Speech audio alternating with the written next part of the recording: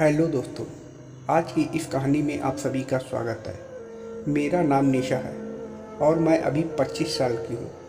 मेरी अभी भी शादी नहीं हुई है। मेरे माता पिता बूढ़े हो गए हैं और मेरा एक छोटा भाई भी है जो अभी 9 साल का ही है, जिस वजह से मेरे ऊपर घर की सारी जिम्मेदारी थी। तो मैं एक मालिक के यहाँ नौकरी करने लगी। मालिक का नाम रोहित था। मैं रोहित मालिक के यहाँ उनके घर का सारा काम किया करती थी। लेकिन एक बार मालिक ने मेरे साथ ऐसा किया कि मेरी पूरी ज़िंदगी बदल गई। एक बार की बात है, मैं मालिक के घर काम करने के लिए जा ही रही थी। तभी मैंने देखा कि मालिक के घर में कुछ लोग रो रहे थे। मैं भी दौड़ लगाते हुए वहाँ चली गई। मैंने देखा कि मालकिन मर गई थी। मालिक भी वहीं बैठकर रो रहे थे। मैंने कई बार मालिक को मालकिन से प्यार करते देखा था। वह दोनों एक दूसरे से बहुत ज़्यादा प्यार करते थे, लेकिन अब कर भी क्या सकते थे। भगवान के घर से जिसका बुलावा आएगा वो तो जाएगा ही। फिर मालिक ने मालकिन का क्रियाक्रम कर दिया। किसी तरह से दिन बीतने लगते हैं। मालकिन को मरे अब 6 महीना हो गया था।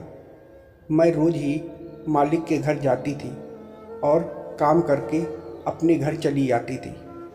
एक दिन मैं मालिक के घर में पोंछा लगा रही थी। मैंने देखा कि मालिक साहब मुझे ही घूर रहे थे। मैंने उतना ज़्यादा नोटिस नहीं किया और मैंने सोचा कि शायद वह अपनी पत्नी को याद कर रहे होंगे, इसलिए मैंने इस बात पर ज़्यादा ध्यान नहीं दिया।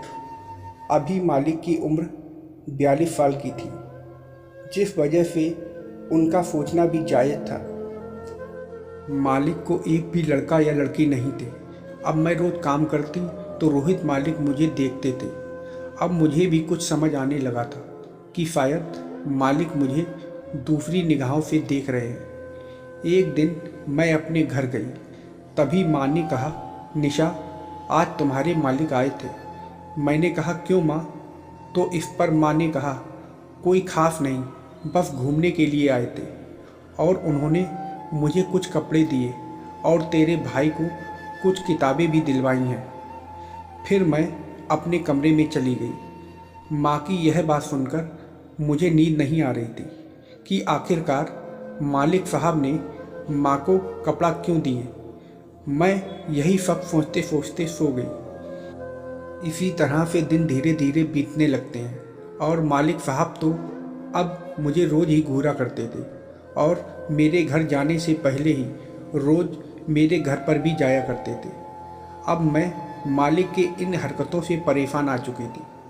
मुझे भी समझ नहीं आ रहा था कि मालिक साहब यह सब क्या कर रहे हैं। रोहित मालिक तो मुझे कभी कभी ऐसे देखते थे जैसे वह मुझे खा जाएंगे।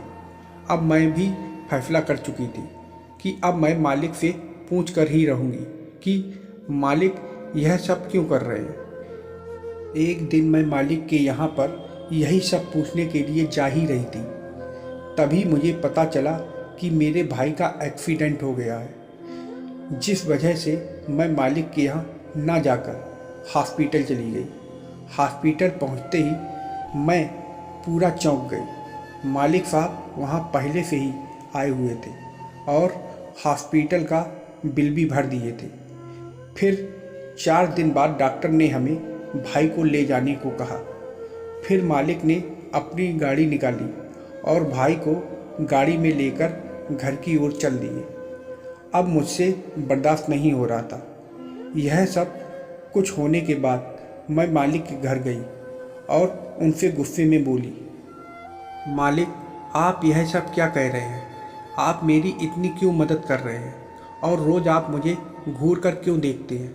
मालिक साहब बोले, अरे निशा, तुम शांत हो जाओ, हम बात करते हैं। उन्होंने कहा, निशा, तुम तो जानती हो कि मेरा इस घर का वारिस भी कोई नहीं है और अब तो मेरी पत्नी भी नहीं है, इसलिए इस समय मैं बहुत ज़्यादा परेशान हूँ और मैं दूसरी शादी करना चाहता हूँ। तो मैं बोली, ठीक है, शादी कर लीजिए, इसमें मैं क्या कर सकती हूँ। मालिक बोले, निशा मैं तुमसे शादी करना चाहता हूँ।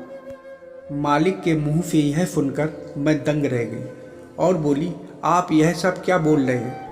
मैं एक मामूली सी आपकी नौकरानी और आप मालिक, हमारी शादी कैसे हो सकती है। मालिक बोले, क्यों नहीं, मैं तुम्हें रानी बनाकर रखूँगा, हमारी शादी होकर ही रहेगी। फिर मैं वहाँ से चली गई। आज भी मेरे घर पहुँचने से पहले मालिक मेरे घर पहुँच चुके थे और मेरे माता पिता से शादी की बात कर लिए। मेरे माता पिता भी मान गए, तो भी मैंने इस शादी के लिए मना कर दिया। लेकिन मेरे माता पिता रोने लगे और कहे, निशा अब हमारा कोई सहारा नहीं है बेटा, कि हम सब कब तक रहेंगे, इसलिए तुम शादी कर लो। रोहित जी से अच्छा लड़का तुम्हें कहीं नहीं मिलेगा। मम्मी पापा के समझाने की वजह से मैं भी शादी के लिए मान गई। फिर हमारी शादी हो गई और अब मैं अपने पति रोहित के घर में अपने मम्मी पापा और भाई के साथ ही रहती हूँ। लेकिन दोस्तों, मालिक का इरादा शादी करके घर बसाने का नहीं था। वह मेरे साथ क्रिकेट वाला खेल खेलना चाहते थे, क्योंकि उनकी पहली वाली पत्नी उन्हें क्रिकेट के खेल में ज़्यादा खुश नहीं कर पाती थी। वह उसके साथ क्रिकेट खेलने में कभी भी खुश नहीं थे। इसलिए मालिक मुझे देखते थे और रात को क्रिकेट के खेल की प्रैक्टिस करते थे। वह मुझसे शादी करने के बाद दिन में ही मेरे साथ क्रिकेट खेलने के लिए आ गए। उन्होंने पता नहीं मुझे नींद की गोली दी है क्या खिलाया। मुझे बहुत नींद आई और जब मैं सुबह उठी तो मैंने देखा कि मेरा सब कुछ अस्त व्यस्त पड़ा है। मेरी हालत इतनी टूटी फूटी लग रही थी कि पता नहीं मैंने कौन सा पहाड़ फोड़ दिया। उन्होंने उस रात मेरे साथ बहुत ज़्यादा क्रिकेट खेला था। मैं भी जवान थी, मेरा भी मन करता था क्रिकेट खेलने का, इसलिए मैंने खुद ही उन्हें जाकर सब कुछ कह दिया। अब मालिक मुझे बिना कुछ खिलाए क्रिकेट का मस्त खेल खेलते हैं। भले ही उनकी उम्र ज़्यादा है, लेकिन वह मुझे पूरी तरह से शांत और खुश कर देते हैं। क्रिकेट के साथ में हम पति पत्नी भी काफ़ी ज़्यादा खुश हैं। मुझे तो ऐसा लगता है कि रोहित से शादी करके मेरी तो पूरी ज़िंदगी ही बदल गई है। तो दोस्तों, आप लोगों को यह कहानी कैसी लगी कमेंट करके ज़रूर बताइएगा और वीडियो को लाइक और सब्सक्राइब करना मत भूलिएगा। वीडियो को पूरा देखने के लिए आप लोगों का बहुत बहुत धन्यवाद।